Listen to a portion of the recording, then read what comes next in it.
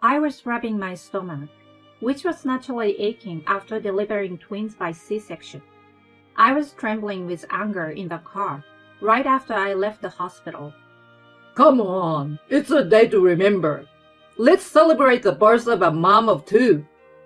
You've been taking it easy in the hospital. You should move your body a little.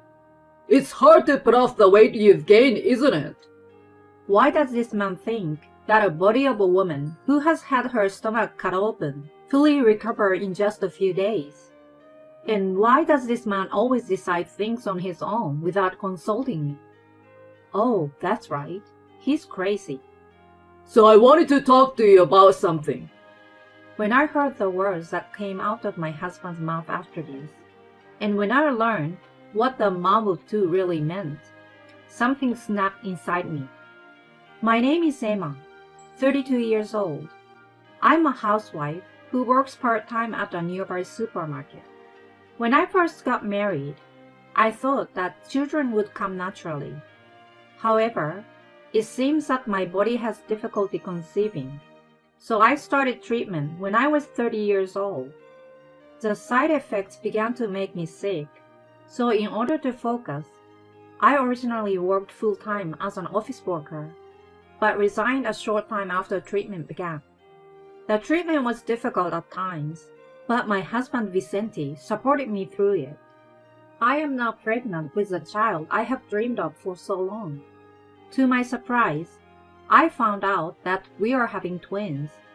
In contrast to my joy, something worrisome happened soon after I became pregnant. What? Is Aurelia coming back?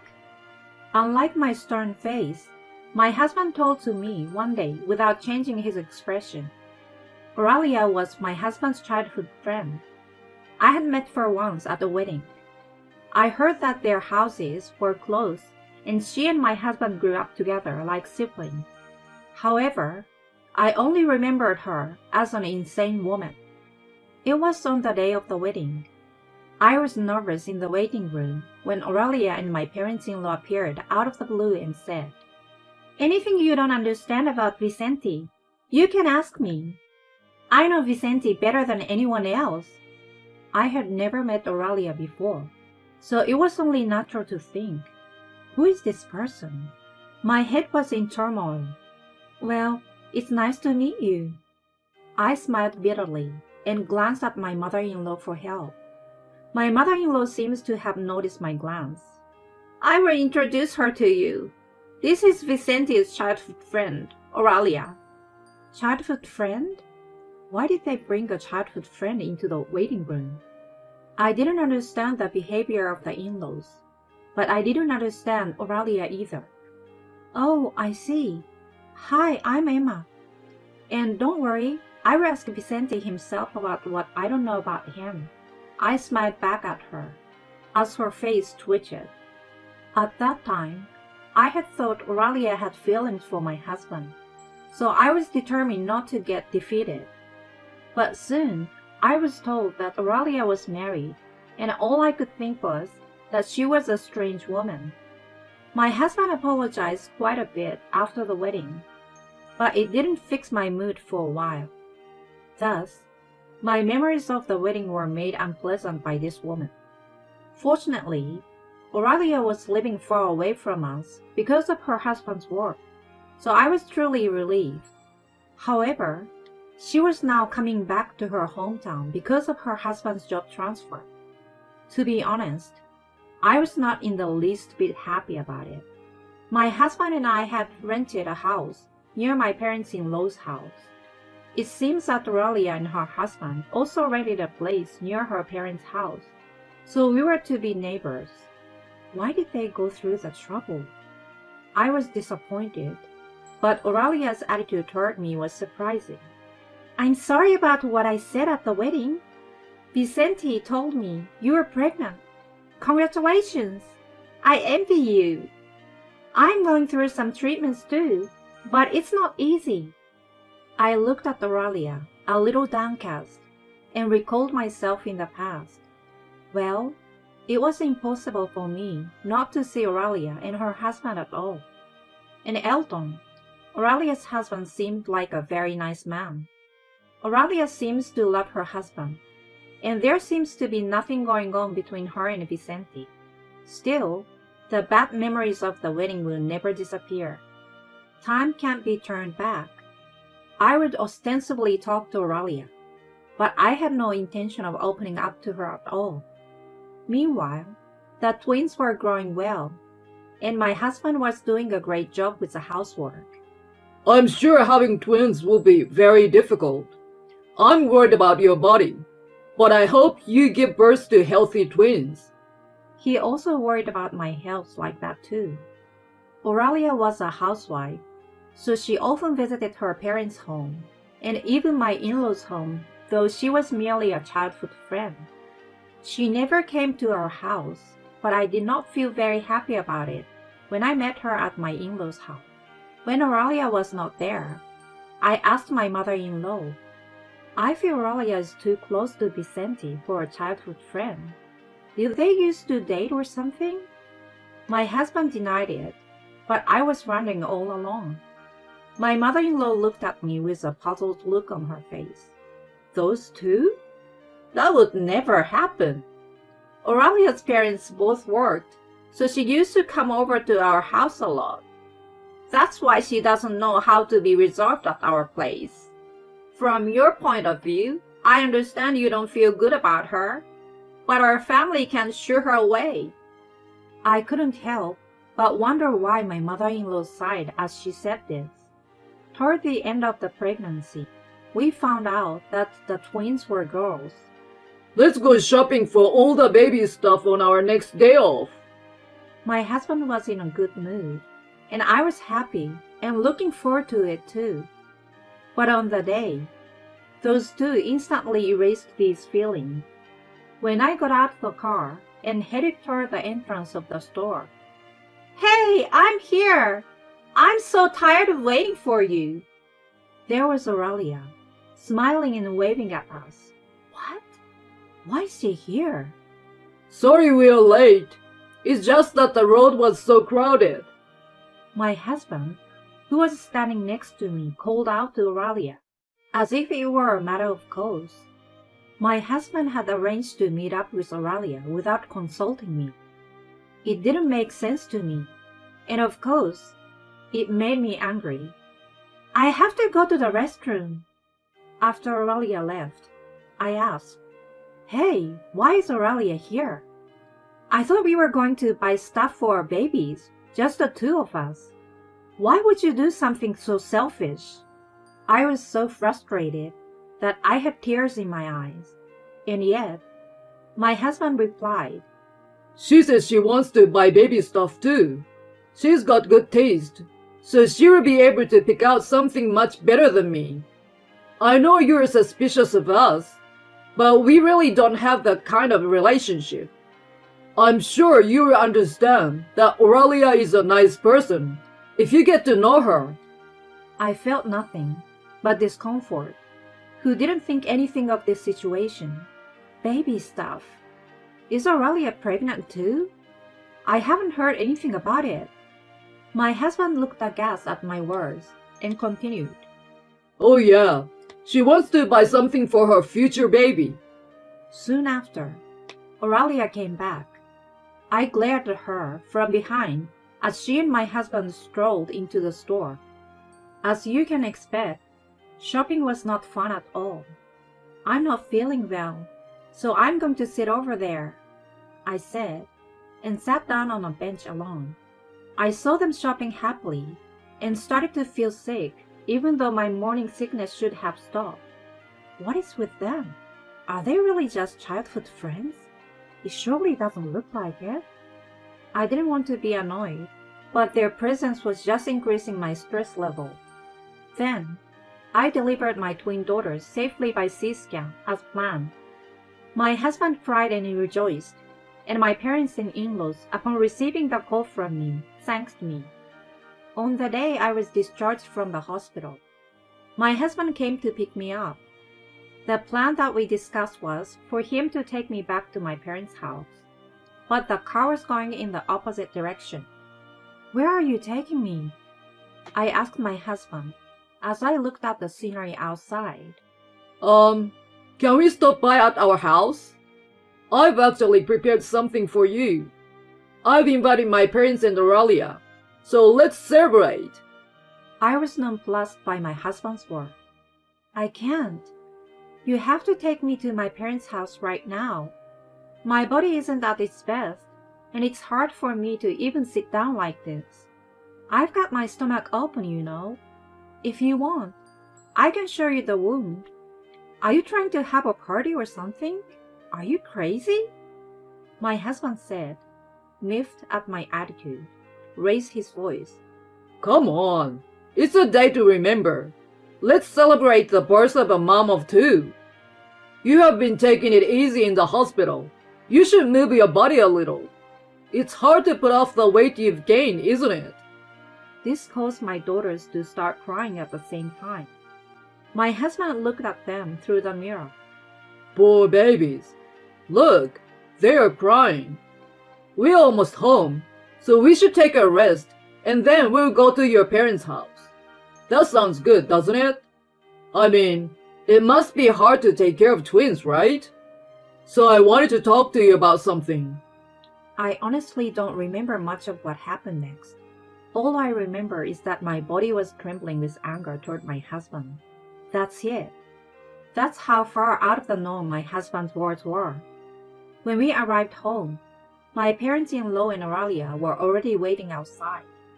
As soon as she opened the car door and saw the girls, Aurelia said, "Emma, you're being so mean to me by refusing my visitation." Which one should I choose? I slapped Aurelia's hand vigorously as she tried to touch my daughters. "What are you doing, you little prick?" She glared at me. "My precious daughters are about to be kidnapped by a strange woman. Where's the mother who doesn't protect her daughters in such a situation? Don't you dare touch my daughters!" I held my hands out as if to guard them. "What kidnapping? That doesn't sound good. I just thought it must be hard for you to take care of both of them, so I take one of them for you." "Hey, Vicente, I thought you already talked about it." I glared at Vicente. I did tell her, but Emma doesn't want to. I'm sorry, Aurelia, but you have to give up. I'm sure that one day a baby will come to you if you keep up with your treatment, he said to Aurelia calmly. But this woman is actually crazy. "It's too late now. I'm ready to raise a baby, and I bought all the stuff too. If you're saying you don't want to, then pay me for the cost," she shouted. I began to feel the eyes of the neighbors looking at us, wondering what we were arguing about. My mother-in-law sensed this and said, "Aurelia, I'm sorry. Please go home for the time being. Raising a child is hard work. Emma might change her mind." "But," I continued to watch the conversation between my mother-in-law and Aurelia with cold eyes. She might change her mind? Not in a million years. "Aurelia, does Eldon know about this?" Aurelia's face turned pale at my words. "I won't forgive you if you say anything to my husband. You're so arrogant just because you became pregnant. You have 2 children now. Why can't you give me one of them?" She ranted and raved. "Don't be ridiculous. What are my daughters to you? You think I'm just going to give you one of them like a cat or a dog? Of course not. Are you stupid? Don't take me for a fool, all of you." I glared at Aurelia, Vicente, and my in-laws with all the hatred I could. I pulled out my phone out of my pocket. "Can you pick me up soon? Thanks," I told the person on the other end of the line. Hey, who are you calling? Vicente asked, but I ignored him. In a few minutes, Aurelia's husband, Eldon, arrived. "Why? This isn't what you think it is." Aurelia clearly becomes impatient. We can talk about what I think when we get back. Come on, let's go. With a stern face, he took Aurelia home. I had exchanged contact information with Eldon not long ago. He also seems to suspect an affair between them as I did. Also, because Aurelia started to buy things for babies, he thought that she might be pregnant with Vicente's child. We asked the detective to investigate, but the only result was that the two were just friends. Then we began to suspect something else. Aurelia was talking over the phone yesterday, and it was probably Vicente. I heard a voice saying something about one of the twins. I don't want to think so, but we only found out about the plan the day before the birth. I told the hospital that I want to refuse to see anyone but my parents out of fear. Also, I proceeded to prepare for divorce, which I had been thinking about for a long time. If there is not enough evidence, it is meaningless. I wanted to get the divorce in my favor, so I intentionally kept my husband in the dark. I wanted to talk to you about something. I was thinking maybe Aurelia could raise one of the two. It would be easier for you, and Aurelia would be happy too. I think it would make everyone happy. I was able to record my husband's unbelievable suggestion in the car. I immediately sent a message to my parents asking them to pick me up. From then on, I kept Elton on the phone. They had no idea what I was doing, and they were all willingly saying that they were accomplices. Did they really think I would accept such an impossible proposal? My parents arrived shortly thereafter. As soon as they got out of the car, my father grabbed my husband. You! My mother and I desperately tried to stop my father from getting emotional. Dad, it's okay. He's not worth it. Let the lawyer take care of the rest. My father calmed down at my words. Yes, you're right. I'm sorry. Let's go home now. Today is the last time we will see these guys. I nodded to my father's word. Then Vicente said, Lawyer? The last time? Are we getting divorced? Why? We ended up not giving up our daughter, and I feel bad for the girls if they don't have a father. And there's no way you can live on your part-time income. As if taking advantage of my ranting husband, my mother-in-law follows. Yes, and I want to see my grandchildren too. Please don't decide everything on your own. We will raise our grandchildren as a family. My mother-in-law said something incomprehensible. I take a deep breath.